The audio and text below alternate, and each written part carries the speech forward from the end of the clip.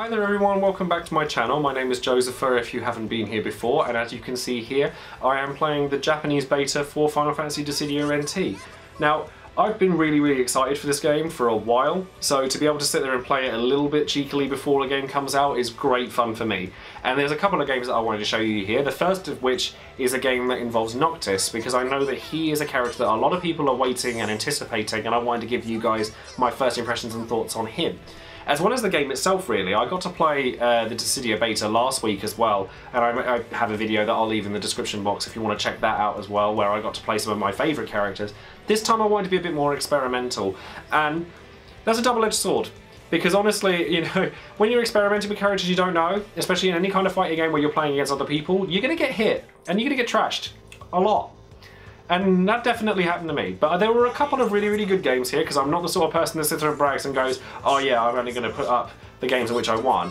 But the games that I'm going to put up here, I did win. But I lost a fair lot before I got to this point, so don't worry, I'm nothing special. Anyways, going back to Noctis, I actually really enjoyed him. I didn't think I was going to, but he's very good from what I can tell for new players. He's obviously not been in Dissidia before, so therefore he's completely different. His EX skill attack, his triangle-based attack, is Warp Strike, which means that he'll throw his sword out and he'll teleport behind the character he's trying to hit, and then he'll attack them.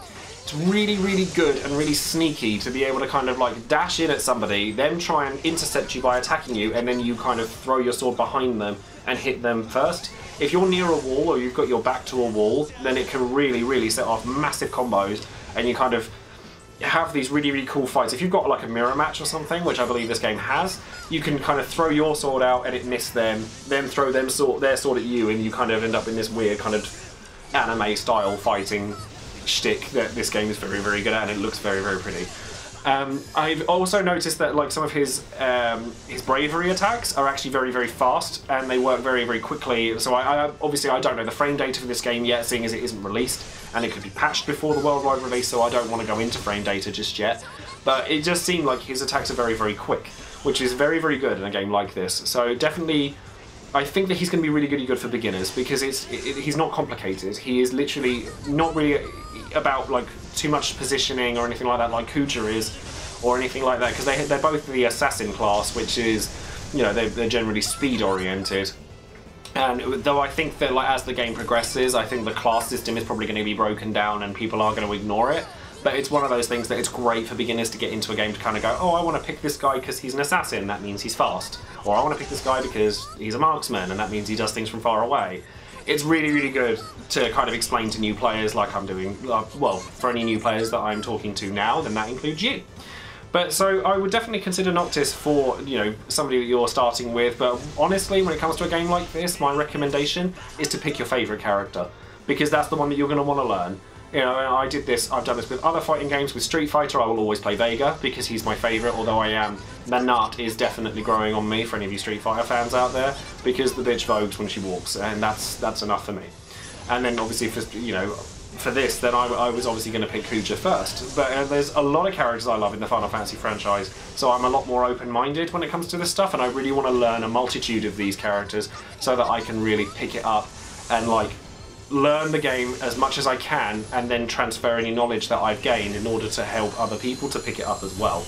And that's why I've kind of gotten in early, and I'm trying to get into the betas. I've travelled around to play this game a little bit, and that's where I'm hoping to go with it. So enjoy the rest of this game, and I'll be back with you in just a second.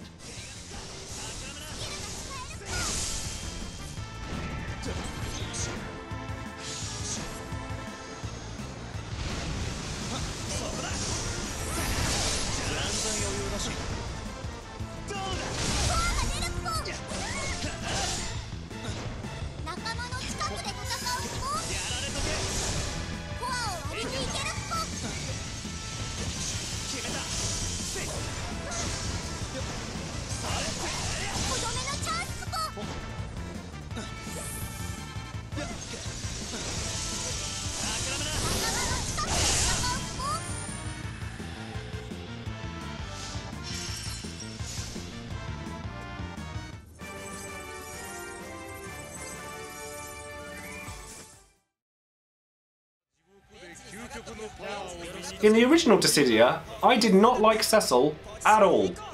I didn't like the way he played, I thought he was too slow, I thought he was bad. This game, however, I actually really like him. I think that the way that he works is much more efficient thanks to the changes in the system, like the EX skills, and the way that his job change works is actually really coefficient with the way the team-based games work. For those of you who've never played this game or any of the others, Cecil works in such a way where he has two modes. He actually has the widest range of attacks in the game because he has two different modes that he can be in, Paladin and Dark Knight. Dark Knight is generally faster on the ground, and all of his attacks on the ground are much more powerful and much quicker. The frames are probably going to be much shorter, so that's very beneficial to him. And his HP attacks are much faster as well, but they hurt him. And then adversely, you have the Paladin mode where he's, you know, much more proficient in the air. He's a lot more easy to direct while he's in the air. So like his forward circle attack for bravery takes him upwards higher so you can catch somebody in the air. His downward circle attack takes him downwards so he can dive in at somebody, and his sort of neutral circle attack, it hits a lot so you can hold somebody in place while one of your teammates is coming out to try and like capitalize on your combo. And I really like that about this game. I think the way the teamwork works is fantastic. And then similar, like adversely to Dark Knight Cecil, his HP attacks are much slower, but they heal him. And you're encouraged, because of the way that he works, his job change actually increases his stats temporarily, so you're encouraged to keep switching. And I actually really enjoyed the way that he works, because you don't feel forced to do it, but you definitely want to kind of change as much as possible.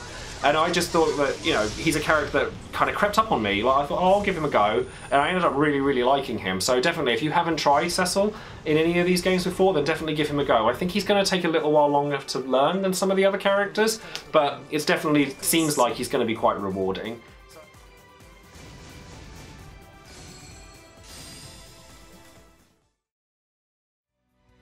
Now this last game here involves Kain. Now Kain is a character that was considered very low tier in the original Dissidia duo. He was released in Duodecim and not in the first one, but he was just very sluggish, and his jump didn't work all that well. It was too easy to dodge it. Again, in this game, I think the team mentality of how he works actually aids him and makes him much stronger, because his EX skill is his jump. And the way his jump works is you can charge it up, and it makes it much faster on the landing and things like that, and it means you could jump further away. But like, if you're just facing off against somebody and you jump at them, they're going to dodge it. It's very slow, it's very easy to kind of, you know, manipulate yourself away and get away from it. But however, because the way this game works, and there's 3 of them, you can change your target while you're fighting one person and then jump at somebody else, escaping them and attacking them. And I actually think that that's a really interesting mechanic, and it makes Kain much more viable as a character. I'm not entirely sure where the meta is in the Japanese like tournament scene right now, but I've been trying not to research it in case of patches and frame data changes and things like that for the global release. So, you know, there have been tournaments in the arcade for ages, but it's been patched and changed and all that stuff for a long time, so I didn't want to go too heavily into it. But Kain is again a character that seems to excel at being in the air. I mean, being a Dragoon, that kind of makes sense. And similar to Cecil, or Paladin Cecil, his attacks, his up and circle bravery attack in the air takes him up higher, and his down and circle attack takes him lower. So there's a few characters that do that. A lot of the assassin-based characters do stuff like that, and a couple of the Vanguard ones. Whereas a lot of characters like Cloud have more kind of, which being a Vanguard-y character, will slam his sword down and kind of in a more vertical fashion than a diagonal. So it's interesting, like the positioning is very difficult. While I've been playing Kain for quite a while, I found it quite difficult to kind of gauge the ranges of the attacks that he has. Like his HP attack that you start in the beta is Gungnir, where he throws his spear and it just impales them and hurts them. But the amount of times where I thought I could catch somebody and throw my spear at them and it completely whiff was very irritating. But that being said, it took me a little while to get my head around how Kain works, but he is actually very cool, and I would like to try him a lot more. One of the things I did want to quickly note is how the netcode was for the beta for me. It was fine 90% of the time.